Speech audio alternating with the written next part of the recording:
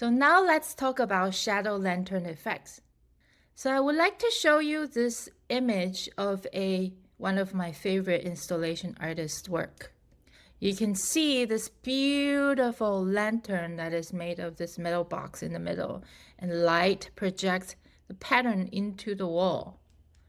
Your outer universe is like the patterns of the light and shadow projected by a lantern on those walls. Those shadows and light patterns on the wall. Intricate and beautiful, right? Often like our life. Your inner universe is like the patterns on the surface of the lantern. All those carving patterns through which the light shines through.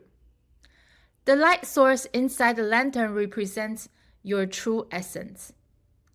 In Jungian psychology, this is called the innate wholeness, the state of wholeness. In ancient Tao wisdom, it's called the Yuan Shen, original soul. In modern spirituality, it's called the higher self. The trauma and conditions we accumulate through our life experiences are like dirt and junk building up on the lantern's surface.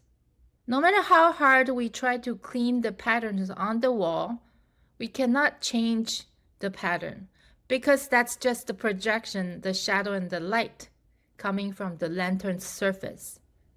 Our senses perceive the light and shadow on the wall. So that's what we see, that's what we think the world is. And when we have a problem, when we have a situation we do not like, we would like to change it. We just focus on what we see and senses.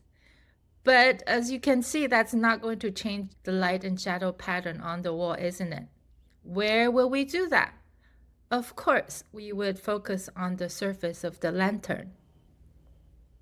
So the healing process is to clear this dirt and junk, change these patterns that are on the lantern surfaces, allowing our true essence to shine brighter and our true expressions to emerge into the world, onto those walls.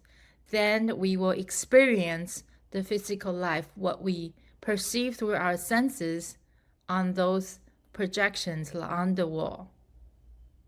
So what's the takeaway here?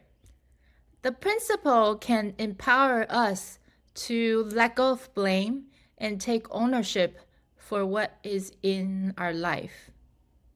When we only focus on it's his fault, her fault, it's the environment's fault, it's the society's fault, it's the culture's fault, we focus on the shadow projections on the wall. But if we recognize the source of these patterns actually is on the lantern surface, we are the owner of this surface. We can then own it and start finding solutions.